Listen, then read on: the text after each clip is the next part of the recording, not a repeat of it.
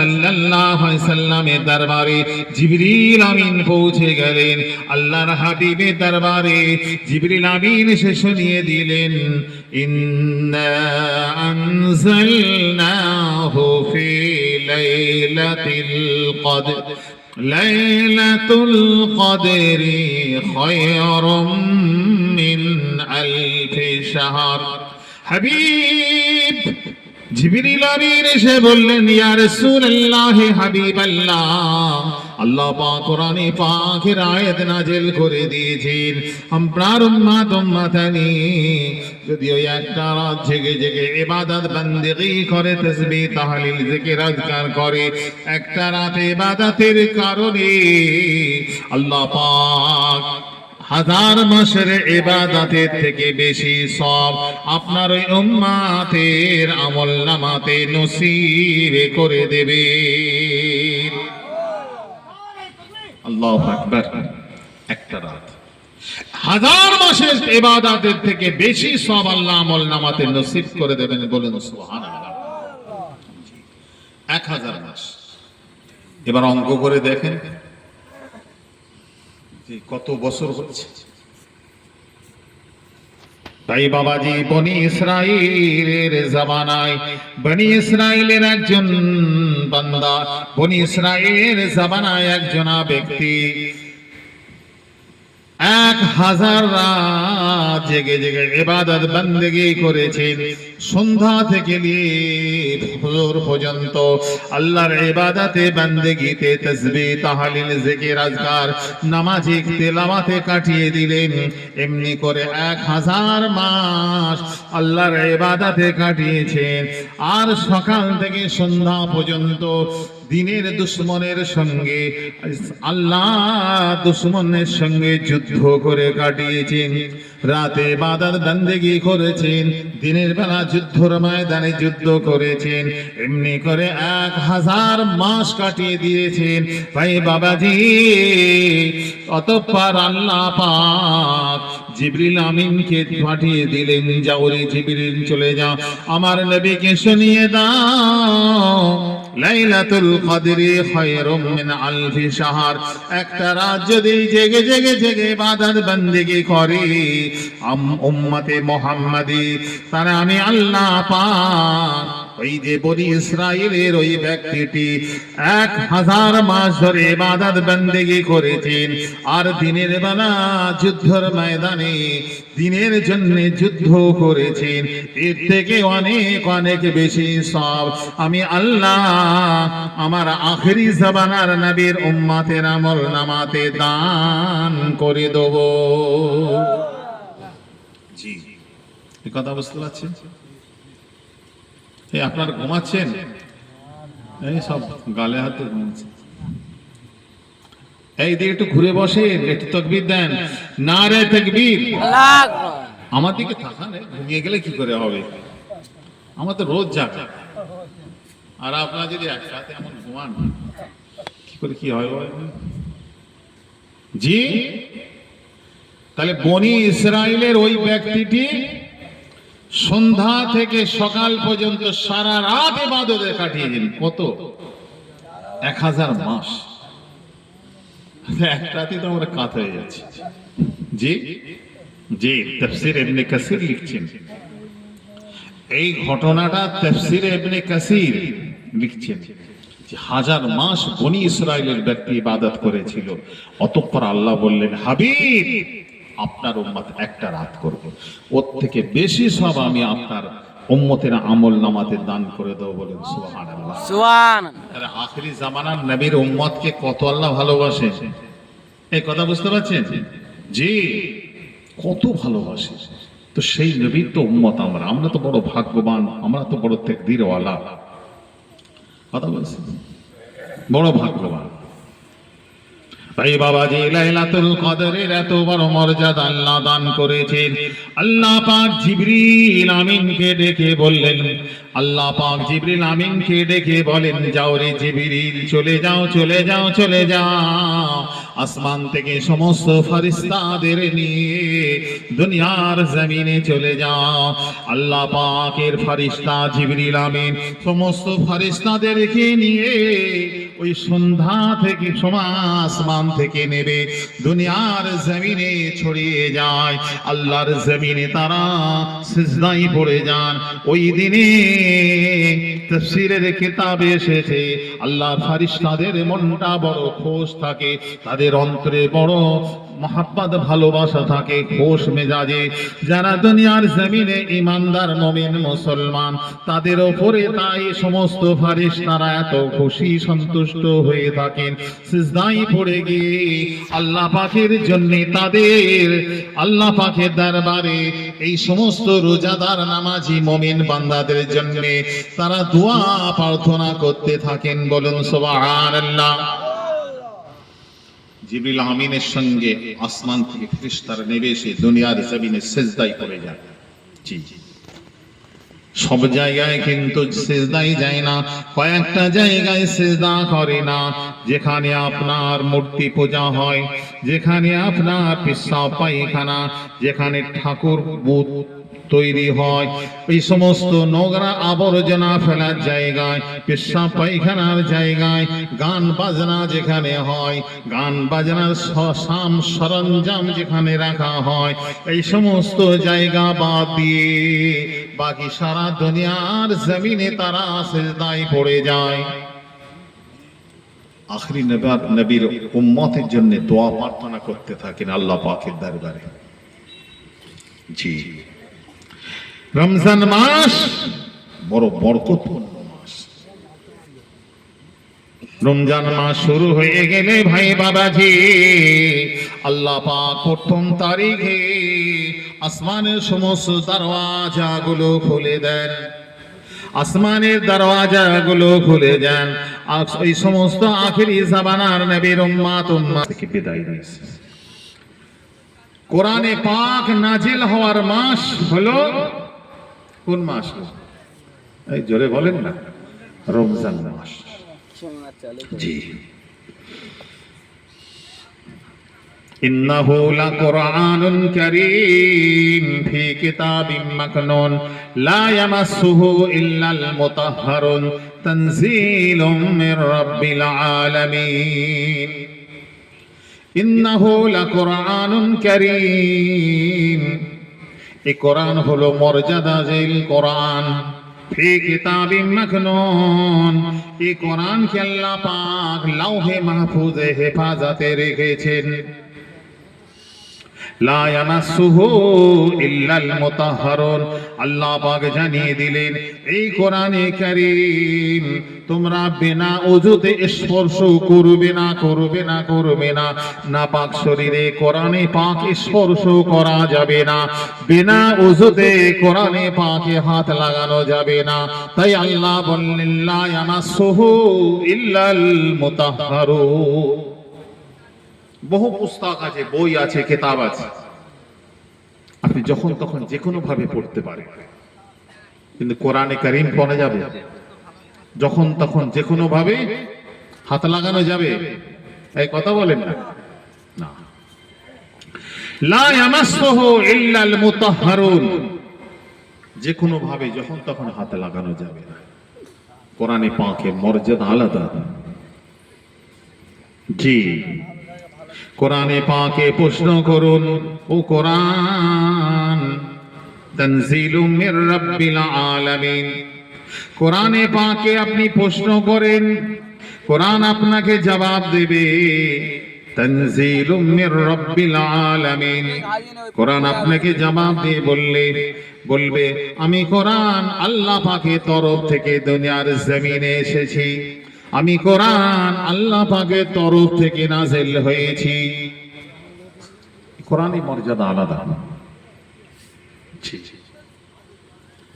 আবার যদি কোরআনে পাক কোরআনে কারীমকে প্রশ্ন করেন, কোরআন বলো বলো তুমি কোরআন কার উপরে নাযিল হয়েছো, কোরআন আপনাকে জবাব দিয়ে বলবে ওয়া আমানু বিমা নুযিলা আলা মুহাম্মাদিন ওয়া হুয়াল হাক্কু মির রাব্বিহিম।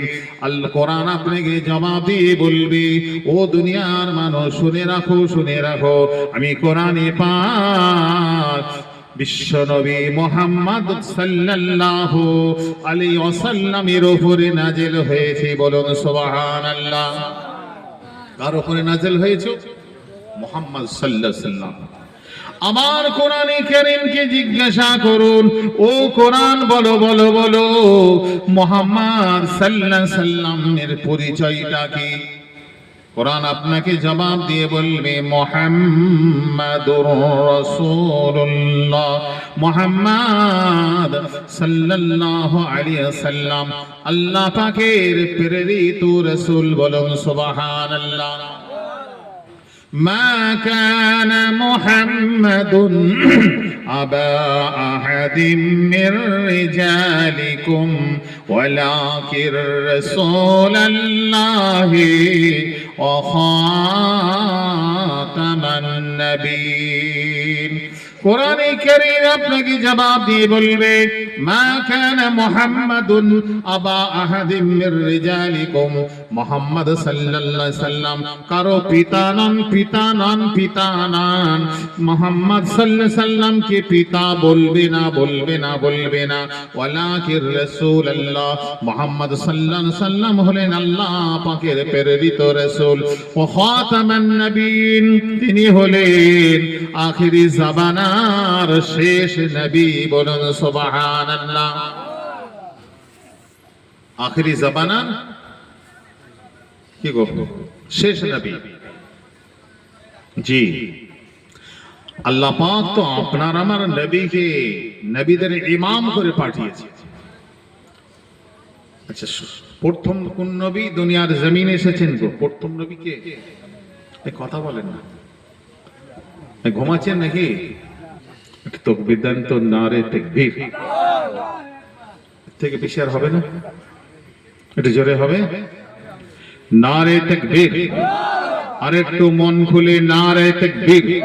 সিলসিলা হক ফুরফুরা শরীফ, আর একটু আওয়াজের সঙ্গে সিলসিলা হক ফুরফুরা শরীফ, সিলসিলা মুজাদ্দিদে জামান, নারে তাকবীর, নারে তাকবীর।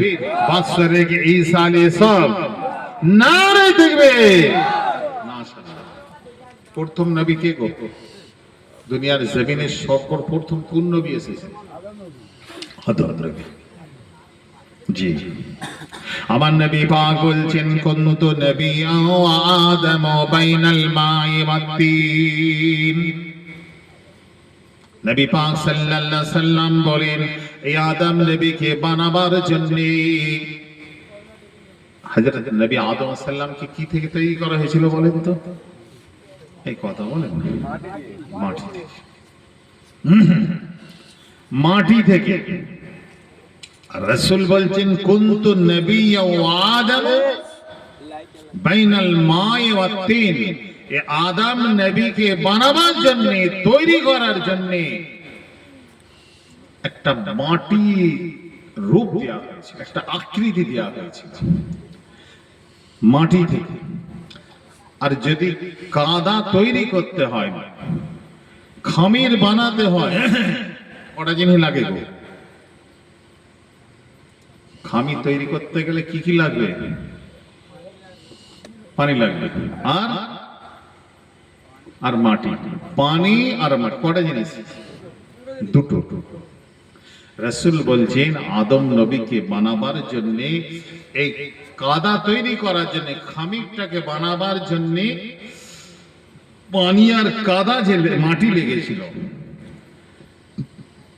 আমি নবী, আমি মুহাম্মদ সাল্লাল্লাহু আলাইহি ওয়াসাল্লাম তখনও নবী ছিলাম যখন পানিটা আলাদা জায়গায় ছিল, মাটিটা আলাদা জায়গায় ছিল, কাদা তৈরি হয়নি। মাটি মাটির জায়গায়, পানি পানির জায়গায়, আমি নবী মুহাম্মদ সাল্লাল্লাহু আলাইহি ওয়াসাল্লাম তখনও নবী। জোরে বলো এই কথা, বুঝতে পারছেন?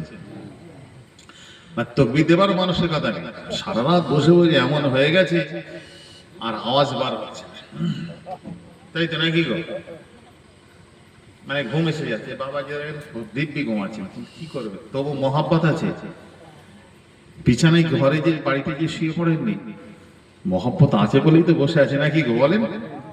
চোখ টেনে যাচ্ছে, ঘুমিয়ে যাচ্ছে, উঠে ঘুমিয়ে পড়তে পারেন না, কিন্তু তবু তো মহব্বত আছে বলতে হবে। রাসূলের মহব্বত, দিন ইসলাম শরিয়তের মহব্বত আছে বলেই তো বসে আছে, নাকি? ঠিক বলছি না ভুল বলছি? জি। তাহলে আমার আপনার নবী, বিশ্ব নবী রাসূল বলছেন কুনতু নবিয়্যা ওয়া আদম বাইনাল মা'i ওয়াত তিন। আদম নবীকে বানাবার জন্য এই মাটি আর পানি মিশে যে কাদার খামিরটা করা হয়েছিল, তখন মাটি আপনার ওই পানিটা পানির জায়গায় ছিল, মাটিটা মাটির জায়গায় ছিল, তখন কাদার খামিরও তৈরি হয়নি। আমি রাসূল তখনও নবী। জোরে বলুন কোন নবীর উম্মত গো? যে আখরি জামানার নবীর উম্মত। তাহলে আখরি জামানার নবীর উম্মত হয়ে আমরা ভাগ্যবান তো নাকি? আমরা বড় তাকদীরওয়ালা। জি। এই বাবাজি আদম নবী একটা জীবনে ছোট্ট একটা ভুল করেছিলেন, আল্লাহ পাকের তরফ থেকে মানা ছিল, এই মানা গাছের ফল খাবে না, খাবে না, খাবে না। কিন্তু ইবলিস শয়তানের ধোঁকায় পড়ে হযরত আম্মা জান মা হাওয়া আলাইহিস সালাম, হযরত আদম আলাইহিস সালাম ওই মানা গাছের ফল খাওয়ার জন্য আল্লাহ পাক ওই জান্নাত থেকে দুনিয়ার জমিনে আল্লাহ পাঠিয়ে দিলেন। দুনিয়ার জমিনে এসে হযরত আদম আলাইহিস সালাম শত শত বছর ধরে আল্লাহ পাকের দরবারে কাঁদলেন, আল্লাহ পাকের দরবারে রোনাজারি করেন, আল্লাহ আমাকে মাফ করে দিন, আল্লাহ আমাকে ক্ষমা করে দিন। শত বছর কাঁদলেন, মাফি চাইলেন, দোয়া কবুল হয় না, এই কান্না চোখের পানি কবুল হয় না। এমনি করে 350 বছর চোখের পানি ঝরালেন, কিন্তু দোয়া মঞ্জুর হয় না। 7 তারিখে মনে পড়ে গেল হযরত আদম আলাইহিস সালাম আল্লাহ পাকের দরবারে কেঁদে কেঁদে বলতে লাগলেন, আল্লাহ পাক হযরতে নবী মুহাম্মদ সাল্লাল্লাহু আলাইহি সাল্লামের ওসিলা দিয়ে দোয়া চাইছেন। আখিরি জামানার নবীর উম্মতে আখিরি জামানার নবী মুহাম্মদ সাল্লাল্লাহু আলাইহি সাল্লামের ওসিলা দিয়ে আল্লাহ পাকের দরবারে দোয়া চাওয়ার সাথে সাথে আল্লাহ পাক আদম নবীর দোয়াকে কবুল করলেন। জীবনের খাতাকে আল্লাহ ক্ষমা করে দিয়ে আল্লাহ বললেন, আদম এই নামটা তুমি কোথায় পেলে? মুহাম্মদ নামের সন্ধান কোথায় পেলে? আদম নবী বলেছেন, আল্লাহ পাক ওই জান্নাতের শিরোনামে, জান্নাতের চৌকাঠে, জান্নাতের ভিতরে ওই নামটা দেখেছিলাম, যা আপনার নামের সঙ্গে জড়িত নাম, লা ইলাহা ইল্লাল্লাহ মুহাম্মাদুর রাসূলুল্লাহ। এই জান্নাতের চৌকাঠে আপনার নামের সঙ্গে নামটা লিখিত দেখে আমি আদম নবী মনে মনে ভেবেছিলাম, এই মুহাম্মদ সাল্লাল্লাহু আলাইহি সাল্লাম এই নামটা আল্লাহর নামের সঙ্গে সংযুক্ত রয়েছে, মিলিত রয়েছে। এই মুহাম্মদ যে সে ব্যক্তি হবে না, ইনি আল্লাহ পাকের সব থেকে কাছের লোক হবে, কাছের মানুষ হবে, কাছের বন্ধু হবে। তাই আল্লাহ নিজের নামের সঙ্গে মুহাম্মাদের নামটা জড়িয়ে দিয়েছেন। তাই আদম নবী বললেন, আমার মনে পড়ে গেল, তখন আমি আখিরি জামানার নাম নবীর নামটা জান্নাতের চৌকাঠে দেখেছিলাম। তাই আখিরি জামানার নবীর ওসিলা দিয়ে দোয়া চেয়েছি। এই কথা বুঝতে পারছেন? আখিরি জামানার নবীর ওসিলা দিয়ে দোয়া চেয়েছেন। 350 বছর কাঁদার পরে আল্লাহ পাকের দরবারে দোয়া কবুল হয়ে যায়। জোরে বলুন। তাহলে কোন নবীর উম্মত গো? এই কথা বলেন, কোন নবীর উম্মত? আল্লাহ পাক আমার আপনার নবীকে নবীদের ইমামুল আম্বিয়া করে পাঠিয়েছে। জি, গৌতম বৌদ্ধ 1 তারিখে শিষ্যদের ডেকে বলছেন, ছাত্রদের বলছেন, এই শোনো, আমার পরে দুনিয়ার জমিনে একজন মহামানব জন্মগ্রহণ করবে, যার নাম হবে মুহাম্মদ সাল্লাল্লাহু আলাইহি ওয়াসাল্লাম।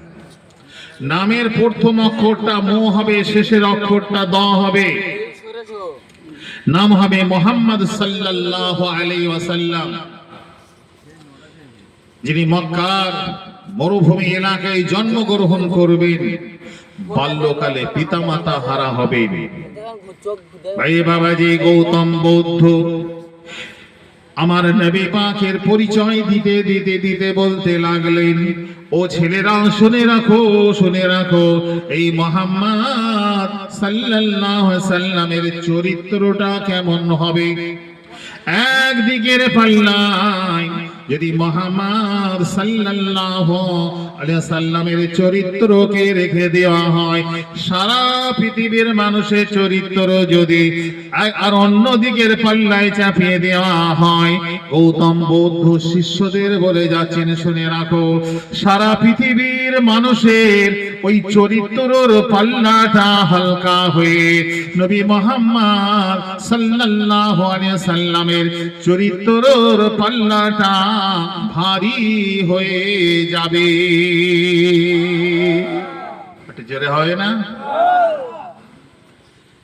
কি বললেন?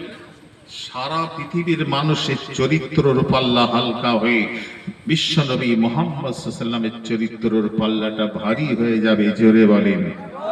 তাই আল্লাহ কোরআনে পাকে বললেন, লাকাদ কানা লাকুম ফি রাসূলিল্লাহি উসওয়াতুন হাসানা।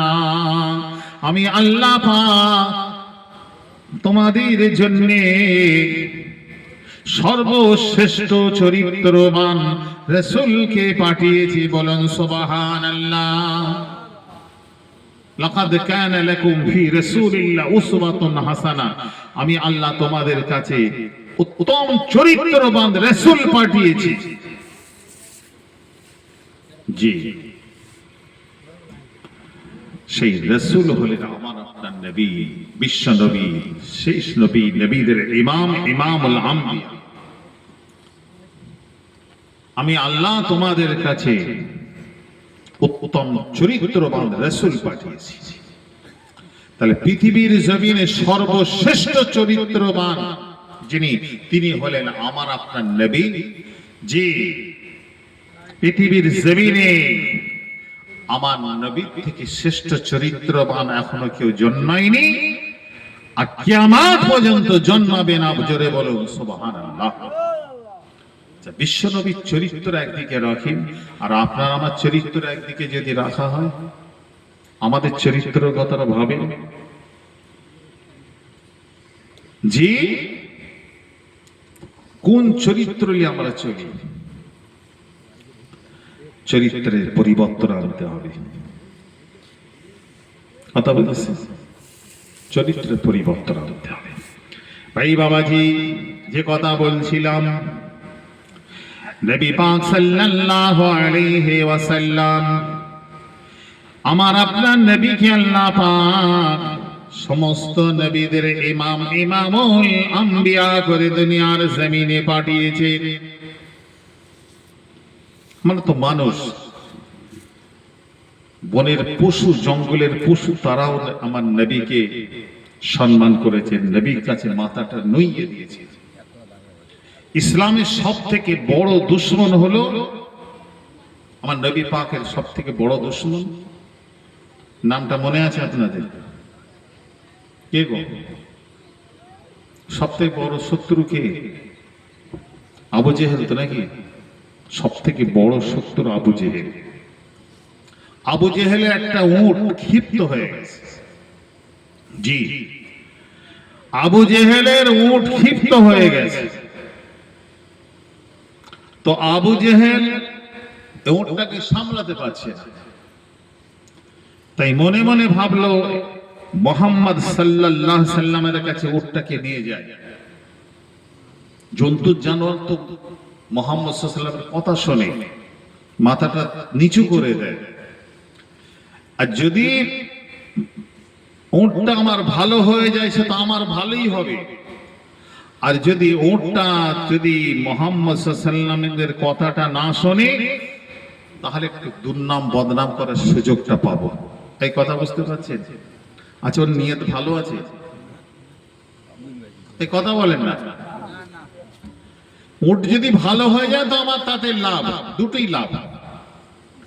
উট ভালো হয়ে গেলে সেটাও লাভ, আর উটটা যদি ভালো না হয় তাহলে মুহাম্মদ সাল্লাল্লাহু আলাইহি ওয়াসাল্লামের দুর্নাম বদনাম করবো, এটাও আমার লাভ। কথা বুঝতে পারছেন? জি। ক্ষিপ্ত উটটাকে নবী পাক সাল্লাল্লাহু আলাইহি ওয়াসাল্লামের কাছে দিয়ে গেছে। জি। আল্লাহ নবী, বিশ্ব নবী, নবী পাক সাল্লাল্লাহু আলাইহি ওয়াসাল্লামের কাছে ওই আবু জেহেল ক্ষিপ্ত উটটাকে নিয়ে গিয়েছে। আল্লাহর নবীর সামনে যখন উটটা পৌঁছে গিয়েছে, সাথে সাথে ওই উটটা মাথাটা নিচু করে আমার নবী পাককে সালাম জানিয়ে দিয়েছে। বলুন সুবহানাল্লাহ। আল্লাহর নবী গায়ে একটু হাতটা বুলিয়ে দিয়ে বললেন, এই উট, তুই তোর মনিবের কথা কেন শুনিস না? কেন মনিবের কি কষ্ট দিস? তুই তোর মনিবের কথা কেন শুনিস না? উটের সঙ্গে কার কথা হচ্ছে গো? জি, আমার নবী পাকের। এই বাবাজি, আল্লাহর নবীকে উটটা জবাব দিয়ে বলেছিল, ইয়া রাসূলুল্লাহ, ইয়া হাবিবাল্লাহ, আমি আমার মনিবের কথাটা শুনি না। আমার মনিব তার মনিবের কথাটা শুনি না, এই জন্য আমি ওট আমার মনিবের কথা শুনি না।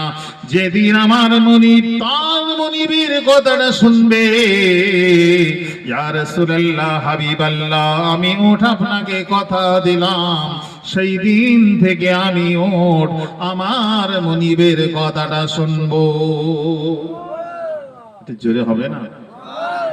আমার কথা বুঝতে পারলেন? কি বলেছি বুঝতে পেরেছেন? আবু জেহেল আল্লাহকে মানে না, দিন মানে না, শরীয়ত মানে না, কোরআন মানে না, তাই আমি ওঠ, যেহেতু তার মালিকেরও কথা শোনে না, আমি উটও তার আমার মালিকের কথা শুনবো না।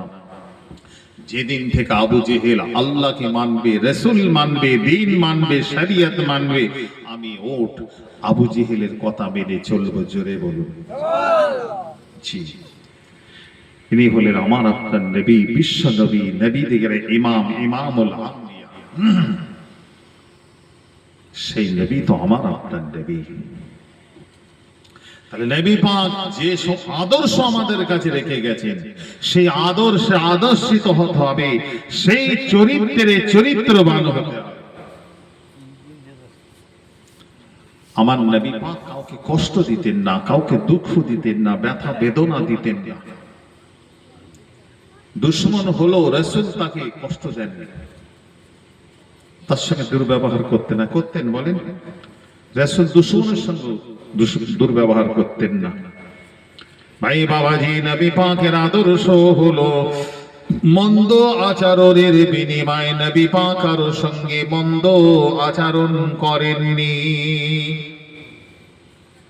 নবী পাক সাল্লাল্লাহু আলাইহি সাল্লাম কর্কশ আচরণের বিনিময়ে কারোর সঙ্গে কর্কশ আচরণ করতেন না। অসৎ আচরণের বিনিময়ে নবী পাক সাল্লাল্লাহু আলাইহি ওয়াসাল্লাম অসৎ আচরণ করতেন না। অর্থাৎ কেউ নবী পাকের সঙ্গে খারাপ ব্যবহার করেছেন, অসুবিধা হচ্ছে আমার আওয়াজ আপনাদের? এই বোঝাতে পারছি তো নাকি? কেউ নবী পাকের সঙ্গে খারাপ ব্যবহার করেছেন, দুর্ব্যবহার করেছেন, আমার রাসূল তার সঙ্গে দুর্ব্যবহার করতেন না। অর্থাৎ কেউ ঢিলা মেরেছেন, পাথর মেরেছেন, জি ধুলা দিয়েছে, ধুলো ছড়েছে, গালিগালাজ করেছে, রাসূল তাকে গালিগালাজ করেননি।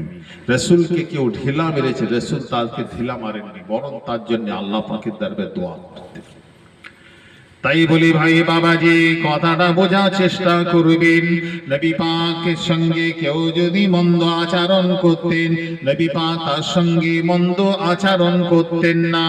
কেউ যদি নবী পাকের সঙ্গে অসৎ আচরণ করতেন, তিনি তার সঙ্গে অসৎ আচরণ করতেন না। কেউ যদি নবী পাকের সঙ্গে কর্কশ আচরণ করতেন, নবী পাক তার সঙ্গে কর্কশ আচরণ করতেন না। আচ্ছা, আপনাকে আমাকে কেউ যদি গালি দেন, আপনাকে আমাকে যদি কেউ একটা ঢিলা মারে, আপনি আমি চুপ থাকবো? একটু বোঝার চেষ্টা করেন। বোঝাতে পারছি? কেউ আপনাকে খামাখা গালি গালাজ করেছেন, আপনাকে ঢিলা মেরেছে, পাথর ছুঁড়েছে, আচ্ছা আপনি আমি চুপচাপ থাকবো? কিন্তু নবী পাক কি কেউ ঢিলা মেরেছে? সবর করেছেন, তার জন্য আল্লাহ পাকের দোয়া করেছেন। এটা হলো নবী পাকের আদর্শ, নবী পাকের চরিত্র। তাহলে মন্দ আচরণের বিনিময় তিনি কারো সঙ্গে মন্দ আচরণ করেননি। কেউ আপনাকে একটা যদি লাঠি মারে, আপনি আপনার সমস্ত আত্মীয় স্বজন, বন্ধু বান্ধব, প্রতিবেশীকে নিয়ে তার উপরে চড়াও হবেন। সে যদি এক ঘা মেরে থাকে, আপনি তাকে 20 ঘা মারবেন। এটা হলো আমাদের চরিত্র। এই কথা ঠিক বলছি না ভুল বলছি? জি। কিন্তু আপনি যদি রাসূলকে ভালোবেসে থাকেন, এই কথা বোঝাচ্ছে, আপনি যদি ঈমানদার মুমিন মুসলমান হন, আপনার মনের সঙ্গে সঙ্গে একটা সিগন্যাল দেবে, আরে আমার নবী পাক মন্দ আচরণের বিনিময় মন্দ আচরণ করেননি। নবীর দুশমন, তার সঙ্গেও তিনি মন্দ আচরণ করেন, সহ্য করেছেন, সবর করেছেন। জি, কথা বলছি। একজন আমার নবীকে মারার জন্য তরোয়ালের সামনে দাঁড়িয়েছেন, নবীকে মারবে, রাসূলকে মারবে। নবী পাকের সামনে দাঁড়িয়ে গেছে, তরোয়াল মারবে। দাঁড়িয়ে বলছে, এই মুহাম্মদ, আজকে কে তোমাকে বাঁচাবে? শুনছেন তো নাকি? কে তোমাকে বাঁচাবে? সে আমার রাসূলকে মারবে। তৈরি ধারালো অস্ত্র নিয়ে নবী পাকের সামনে দাঁড়িয়ে গিয়েছে। আমার নবী বললেন, আমাকে আমার আল্লাহ বাঁচাবেন, জোরে বলেন। নবী পাক যখন এই কথাটা বলে দিয়েছেন, এই শুনে রাখো, আমার আল্লাহ পাক আমাকে বাঁচাবেন। সাথে সাথে একটা নূরের ঝলক চোখের উপরে আঘাত করেছে। সাথে সাথে হাতের তরোয়ালটা ফেলে দিয়ে আমার নবী পাকের দুশমনটা নিজে দুটো চোখকে চেপে ধরেছে। একটা লাইট, একটা ঝলক চোখে লেগেছে। তরোয়াল ফেলে দিয়ে চোখটা ভয়ে ধরেছে, চেপে ধরেছে। আল্লাহর নবী, বিশ্ব নবী আমার নবী পাক সাল্লাল্লাহু আলাইহি ওয়াসাল্লাম ওই তরোয়ালটা তুলে নিয়ে হাতে করে দাঁড়িয়ে গেলেন। এই নবী পাকের দুশমনটা চোখ থেকে হাতটা খুলে দেবার পরে দেখলেন তার হাতে তলোয়ার তো তার হাতে নাই। এখন যাকে কতল করার জন্য এসেছিল এই নবী মুহাম্মদ সাল্লাল্লাহু আলাইহি ওয়াসাল্লামের হাতে তার তরোয়াল। জোরে বলুন, এই কথা বুঝতে পারছেন? আল্লাহ নবী বললেন, বলো বলো, এখন তোমাকে কে বাঁচাবে? ইহুদি কাঁপতে কাঁপতে বলল, আপনি আমাকে বাঁচাবেন ও মুহাম্মদ, আপনি ছাড়া আর কোনো রাস্তা নেই, যদি বাঁচান তো আপনি আমাকে বাঁচাবেন। আল্লাহ নবী বললেন, ইহুদি রে, আমি তোকে বাঁচাতে পারবো না, যদি তোকে বাঁচাতে হয় যে আল্লাহ আমাকে বাঁচিয়েছেন ওই আল্লাহ তোকে বাঁচাবে। আচ্ছা, এই দুশমনটা মনটা কি বলবে বলেন তো? এই কথা বুঝতে পারছেন? ওর মনে কি অনুভূতি হবে? কিছু পরিবর্তন হবে? এই কথা বলেন না, আপনারা কথা বলছেন না কেন? কি এসে রাগ হয়েছে আমার উপরে আপনার? বসিয়ে রেখেছি বলে কথা বলে রাগ করছেন না তো? তাহলে তরোয়ালটা নবী পাকের হাতে, রাসূল ধরে বললেন, কে বাঁচাবে? আমার রাসূল বললেন, যে আল্লাহ আমাকে বাঁচিয়েছেন ওই আল্লাহই তোকে বাঁচাবে। জোরে বলেন। ব্যাস, এইটুকুন কথা নবী পাকের এই আদর্শটা তাকে বড় ভালো লেগে গেল। জি, আল্লাহ নবী পাকের দরবারে হাতটা বাড়িয়ে বললেন, ইয়া রাসূলুল্লাহ, হাবিবাল্লাহ, ভুল হয়ে গেছে, ক্ষমা করে দিন, আমাকে মুসলমান বানিয়ে দিন। জোরে বলুন জি। এটা তো নবী পাকের আদর্শ। ولا تستوي الحسنة ولا السيئة ادفع بالتي هي أحسن فإذا الذي بينك وبينه عداوة كأنه ولي حميم ولا تستوي الحسنة ولا السيئة। ভাই বাবাজি, মুরব্বি, নওজোয়ান, ভালো আর মন্দ সমান সমান হয় না, ভালো আর খারাপ বারাবার হয় না। ওয়ালা তাসতাবিল হাসানাতু ওয়ালা সাইয়্যা ইদফা বিল্লাতী হিয়া হাসান, মন্দকে প্রতিহত করো উত্তম দ্বারা। فإذا الذي بينك وبينه عداوة كأنه ولي حميم। আল্লাহ পাক জানিয়ে দিলেন, বান্দা, তাহলে কি হবে? যার সঙ্গে তোর দুশমনি আছে, শত্রুতা আছে, ওই ব্যক্তি তোর অন্তরঙ্গ বন্ধু হয়ে যাবে। কোরআনের ভাষা। আল্লাহ বললেন, দুশমনের সঙ্গে উত্তম ব্যবহার কর, তাহলে ওই দুশমনটা তোর বন্ধু হয়ে যাবে। কান্নাহু ওয়ালিয়ুন হামিম, বলেন সুবহানাল্লাহ। কিন্তু দুশমনের সঙ্গে তো আমরা ভালো ব্যবহার করি না, কিন্তু আল্লাহ বলছেন না, দুশমনের সঙ্গে ভালো ব্যবহার। তাই ভাই বাবাজি বলি, আমার নবী পাক সাল্লাল্লাহু আলাইহি সাল্লাম মন্দ আচরণের বিনিময়ে কারো সঙ্গে মন্দ আচরণ করেননি। আমাদের জীবনের জি, রমজান মাস, পবিত্র রমজান আমাদের কাছ থেকে বিদায় নিয়েছে।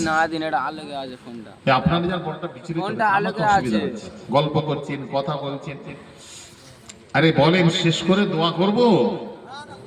এই তো আসছেন, বসছেন, উঠছে, ঘুরছে, চলছে, কথা বলছে, গল্প করছে, কি হয়? একটু জলসা হয়? হয় বসেন চুপচাপ, বাড়িতে ঘুমান, যে কোনো একটা কিছু করে। আচ্ছা, তাহলে একটু জোরে তাকবীর দেন তো, নারে তাকবীর, আর একটু জোরে নারে তাকবীর। এ তো হবে না, সিলসিলা হক ফুরফুর আসেনি, সিলসিলা মুজাদ্দিদে জামান, নারে তাকবীর। আমার কথা কি আপনাদের অসুবিধা হচ্ছে? না না, অসুবিধা হয়নি তো? তো বুঝতে হবে, যেটা বলছি যদি মন দিয়ে না শুনে বোঝা যাবে না, গুরুত্ব বোঝা যাবে না। একটা বাজে কথা বলিনি, যখন তেশ্বরীর একটা বাজে কথা বলেছি, হাদিস কোরআনকে সামনে রেখে আপনাদের সাথে আলোচনা করছি। জি, পবিত্র রমজান মাস সবে মাত্র বিদায় নিয়েছে, এর গুরুত্বের কথা বলেছি। জি ভাই বাবাজি, যে কথা বলছিলাম, তাহলে নবী পাক কারোর সঙ্গে খারাপ আচরণ করতেন না, খারাপ ব্যবহার করতেন না, দুশমনের সঙ্গেও তিনি ভালো ব্যবহার করতেন। সেই নবীর উম্মত তো আপনি আমি। তাহলে আমাদের ভিতরে তো পরিবর্তন আনতে হবে। জি, রমজান মাস চলে গেছে, বড় বরকতপূর্ণ মাস। রমজান মাসে অনেক বরকত। কেউ যদি একজন রোজাদারকে ইফতার করায়, 15 রোজা রাখার সব আল্লাহ তাআলা আমল নামাতে নসিব করে দেন, বলুন সুবহানাল্লাহ। কিন্তু যিনি রোজাদার, যিনি ইফতার করলেন, তারও নেকির কোনো কম হবে না। অনেকে মনে করে তাহলে ওর নেকিটা কিছু কমে যাবে, এরকম আছে না অনেকে ধারণা। এই ধারণা করলে চলবে না।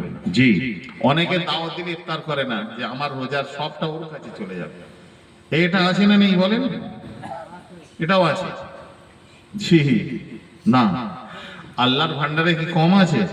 না।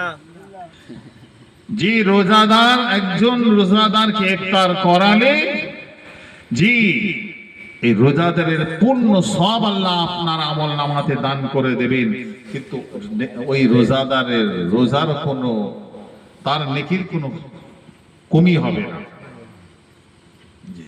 ভাই বাবাজি, রমজান মাস এমন একটা মাস, অন্যান্য মাসে আপনি ইবাদত বান্দেগি করবেন, তাসবিহ তাহলিল করবেন, জিকির আজকার করবেন, এর নেকি সবটা আল্লাহ পাক 10 থেকে 700 গুণ দান করে থাকেন।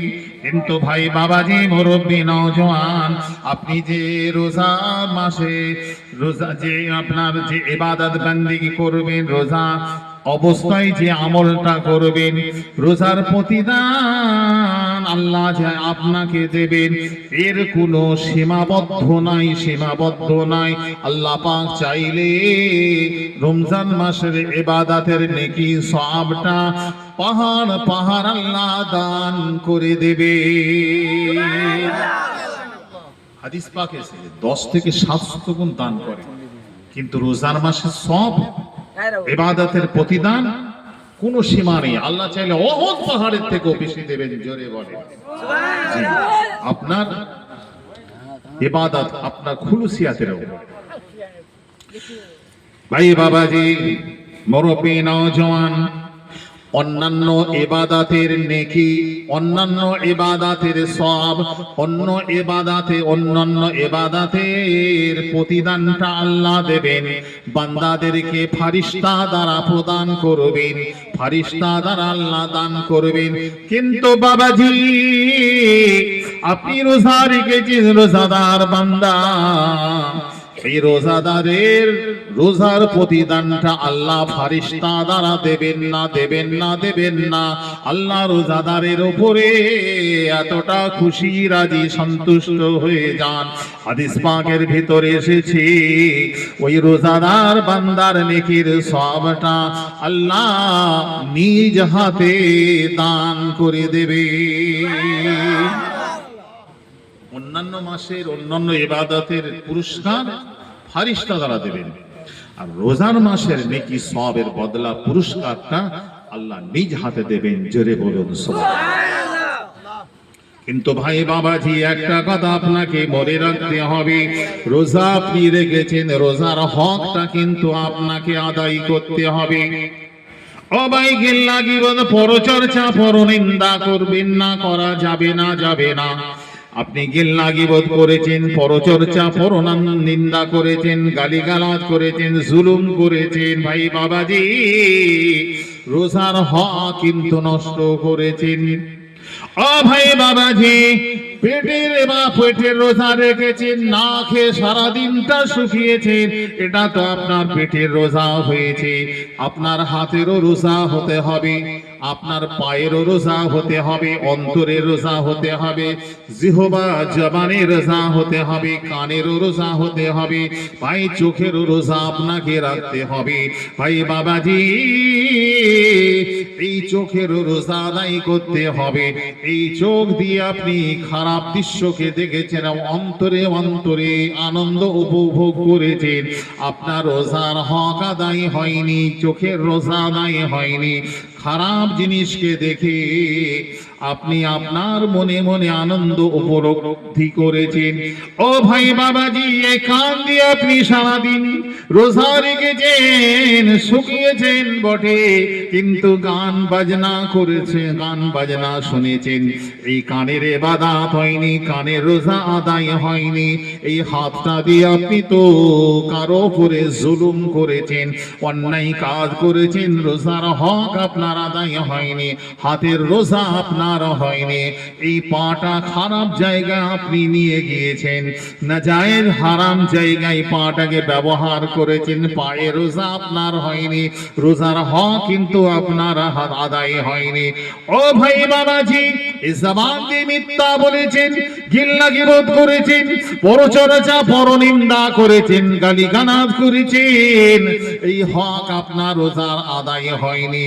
সারাদিন শুকিয়ে পেটের রোজা করেছেন বটে, ও রোজা আল্লাহ পাক গ্রহণ করবেন না।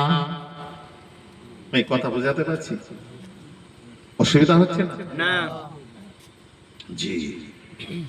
তাহলে সকলেই রোজা হয় না। তাই এমন আছে আপনার দেশে, এমনটা নাই। আমাদের দেশে আছে সারাদিন রোজা আদায় করেছে, রোজা রেখেছে, কিন্তু নামাজ সে এক ওয়াক্ত আদায় করেনি। কে আছে আপনার দেশে? নেই এরকম? হ্যাঁ, মন গেছে তো দু একবার পড়ে নিয়েছে। আছে না নেই গো? আচ্ছা, ও রোজা হবে? যে রোজা রেখেছে, শুকিয়েছে, ইফতারও করেছে, সেহরিও খেয়েছে, কিন্তু নামাজ এক ওয়াক্ত পড়ে, আচ্ছা রোজা হবে? বলেন, ও রোজা হবে না। জি, কানের রোজা, চোখের রোজা, হাতের রোজা, পায়ের রোজা, অন্তরের রোজা, সারা অঙ্গ প্রত্যঙ্গের রোজা। জি, একটা সুন্দরী মেয়ের দিকে তাকিয়ে দেখছেন আর মনে মনে আনন্দ উপভোগ করছেন, রোজা হবে? এই কথা বলে না কেন? জি না, জি, আপনার আমল তো বরবাদ হয়ে যাবে। কিন্তু আমাদের দেশে পর্দা পুশিদার কম বেশি, কিছু কিছু এলাকা আছে মা বোনেরা পর্দা করে, আবার কিছু কিছু আছে জি বেহায়া বেশরম নির্লজ্জের মতন আধুনিক মডার্ন যুগের পোশাক আশাক পরে রাস্তা দিয়ে চলাফেরা করে। মানুষের চোখ তার দিকে নজরটা যাবে যখনই বেহায়াপনা পোশাক আশাক পরবে। জি, আপনার চোখ তার দিকেই থাকবে, একদিকে দেখতে থাকবেন, মনে মনে একটা আপনি ভাবতে থাকবেন, খারাপ ধারণা আপনার ভিতরে আসবে, ব্যাস আপনার ইবাদতটা খারাপ হয়ে যাবে। তাই শরিয়তের হুকুম হলো কোন মেয়ের দিকে, জি কোন মহিলার দিকে, বেগানা মহিলার দিকে নজর পড়েছে, সেকেন্ডের মধ্যে চোখকে নিম্নগামী করে, আর তাকানো যাবে না, সাথে সাথে নিম্নগামী করে, তাহলে আপনি বাঁচতে পারবেন। এই জায়গা থেকে বাঁচা বড় মুশকিল, এই জায়গা থেকে ফিরে আসা বড় মুশকিল। হাটে বাজারে, জি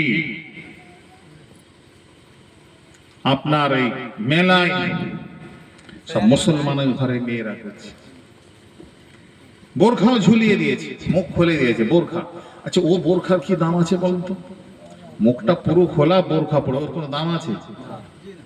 জি, আপনি আপনার চেহারাটাকে তো সবার সামনে করছে। আর যুবক ছেলে নতুন বিয়ে করেছে, জি বউকে ভালো করে সাজিয়ে নিয়ে বউয়ের হাত ধরে মেলাই হচ্ছে, জলসাই হচ্ছে, ওসব বাজারের দিকে, ও বাদাম বিক্রি হচ্ছে, ফুচকা বিক্রি হচ্ছে, ওখানে বউয়ের হাত ধরে হচ্ছে, নতুন বউ, দেখ আমার বউ কত সুন্দর, বলছে এই তুই বউ করেছিস, বড়ে সুন্দর, এই বলছে, আরে আমার বউয়ের সুনাম করছে, ওটা ভালো হলো? আরে তুই তো ধ্বংস হয়ে গেলি, তোর স্ত্রীর দিকে একটা বেগানা একটা পুরুষের নজরটা পড়েছে। জি, এই করতে করতে করতে করতে একটা প্রেম ভালোবাসার জায়গায় এসে যায়। বহু ফ্যামিলি আছে, বহু বাড়ি আছে, যে একটা মা, শুনেছেন আপনার দেশে নেই, শুনেছেন আমাদের তদবিরের জায়গায় বসে থাকি, 6 মাসের বাচ্চাকে ছেড়ে অন্য একটা ছেলের হাত ধরে বেরিয়ে চলে গেছে। এই শুনেছেন আপনারা?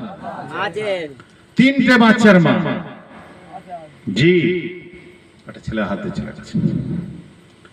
তো দায়ীটা কে? আরে তুমি স্বামী, তুমি তো দায়ী। তাকে নিয়ে বাজারে ঘুরছো, বেহায়া মতন মুখটাকে খুলে, ব্যাস একটা কানেকশন তৈরি হয়ে গেছে। ভোল্টেজ, যে তারটা ভোল্টেজটা লো থাকবে, আর যে তারটা একটা আপনার ভোল্টেজ হাই ভোল্টেজ, লাইনটা জ্বলবেন কি লো ভোল্টেজে না হাই ভোল্টেজে? তাই বলেন হাই ভোল্টেজ। কেন? লো ভোল্টেজে তো লাইট জ্বলবে না, বাতি আলো পাবেন না। যে মেয়েটি সৌন্দর্য বেশি, যার ভেতরে সৌন্দর্য আল্লাহ বেশি দিয়েছেন, যুবকের নজরটা সেই দিকেই যাবে। এই যাবে তো নাকি? জি জি, মেয়েরা হলো পেট্রোল, ছেলেরা হলো আগুন। আগুন আর পেট্রোল যখন এক জায়গায় হয়ে যাবে, কি হবে? আগুন লাগার ভয় আছে তো। এই আগুন যদি লেগে যায়, নেভানো কিন্তু মুশকিল। পানি বেড়ে পানি বেড়ে পানি বেড়ে আগুনকে নেভালো, আবার বাদ দেখবেন আবার আস্তে আস্তে আগুন জেগে উঠছে। এই কথা বোঝাতে পারছি? তাই ছেলেদের বলে, যুবকদের বলে, নওজোয়ানদের বলে একটু সাবধানে থাকতে হবে। আমি আমার মা বোনদের বলে যাই, ও আমার মা বোনেরা, খবরদার খবরদার খবরদার, পর্দার সঙ্গে থাকুন, পর্দার সঙ্গে থাকুন। আমি আমার ওই সমস্ত যুবতী মেয়েদের বলি, 5 প্রকার ভাইদের সঙ্গে দূরে থাকতে হবে। একটা হলো খালাতো ভাই, একটা হলো মামাতো ভাই, একটা হলো ফুফাতো ভাই, একটা হলো চাচাতো ভাই, আর 5 নম্বর হলো বুনাইয়ের ভাই। এই 5 প্রকার ভাই থেকে আপনি সাবধানে থাকবেন। তাই ভুল বলছেন ঠিক বলছেন? আপনাদের রাগ হচ্ছে নাকি বলছি বলে? হ্যাঁ, ঠিক বলছি তো নাকি? সব থেকে বড় ডেঞ্জারাস বুনাইয়ের ভাই। আপনার দেশে এমনটা হয় না, আমার দেশে হয় বলে একটু অভিজ্ঞতা আছে বলে বলছি। জি, খুব সাবধান। আগুন আর পেট্রোল যদি এক জায়গায় হয়ে যাও, আগুন লেগে যাবে, এখান থেকে বাঁচতে হবে। তাই আমি আমার মা বোনদের বলে যাই, ও আমার মা বোনেরা, কানটা খুলে শুনে রাখুন, 5 ওয়াক্ত নামাজটা আদায় করেন।